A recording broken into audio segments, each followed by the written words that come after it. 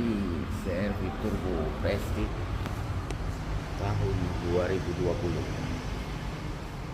Nah, ini dia CR-V Turbo Prestige tahun 2020. Grillnya sudah grill model terbaru ya. Grillnya ya. Ini dia.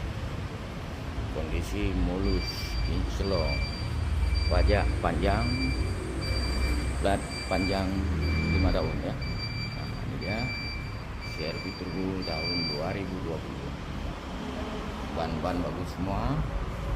Odo masih rendah. Turbo kaleng. Ini dia. Dalamnya juga masih bagus. Nah, ini ya. Odo masih rendah. Dalamnya semua masih bagus. Odo masih rendah. Itu sekitar 50 ribuan ya. CR-V Turbo tahun 2020. CR-V Turbo tahun 2020 Prestige ya. Ready CR-V Turbo tahun 2020 Prestige.